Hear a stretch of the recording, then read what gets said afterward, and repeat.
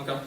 Let's say you're driving down the road and a car rather suddenly and forcefully occupies the lane that you intended to go into, effectively cutting you off.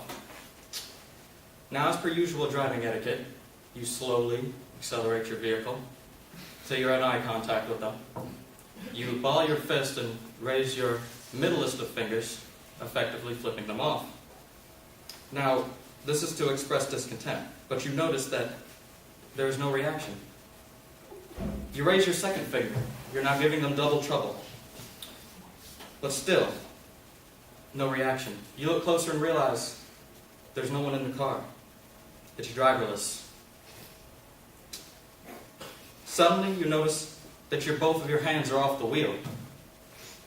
You look to your left. You were never driving. Your car, too, is driverless. You look around you. Every 10th car you see is on its own. This is the vision of a man named Hod Lipson, who wrote a book named Driverless. He estimates that in 2035, 10% of all new cars will be driverless cars. Now, driverless cars test the limits of human possibility. It's between the possibilities and advancement of society, and it puts that against safety and how much humans are willing to let go of their own human responsibilities. The main points of this presentation will be the possibilities as presented by Hod Lipson, the technical history, and the problems associated with smart cars. Well, driverless cars.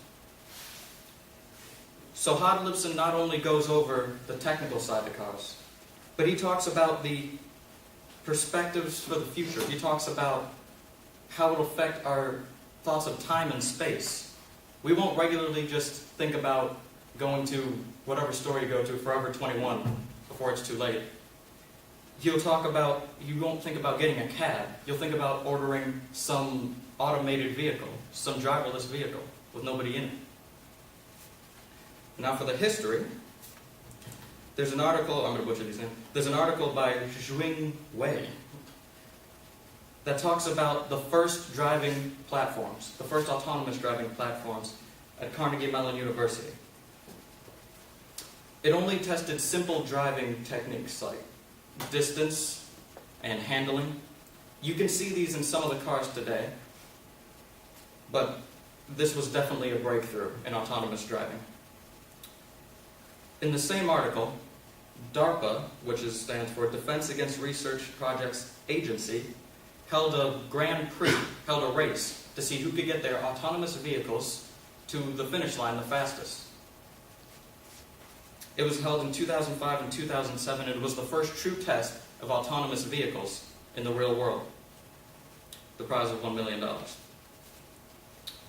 So now for the problems, which are much, much more extensive.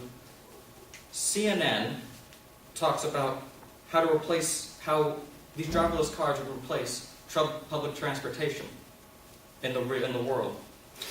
Another man named Jean-Francois Bonnafont talked about the classic smart car dilemma. This is a picture from the New York Times.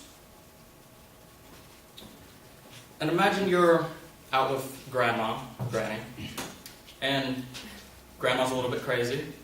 She has a rule. She doesn't obey any traffic laws above her age. So she's going down the highway at 90, 100 miles per hour.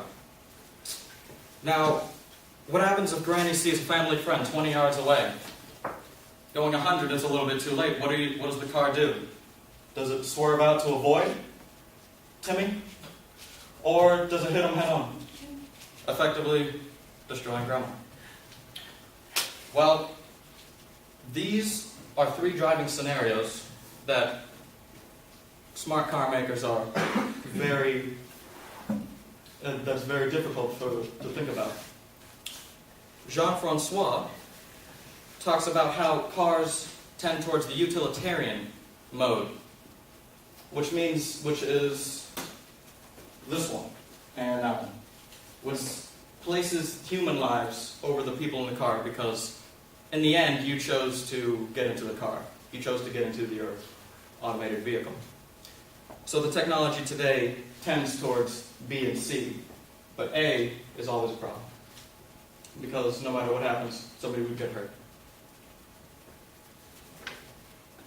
And I hope you learned something today.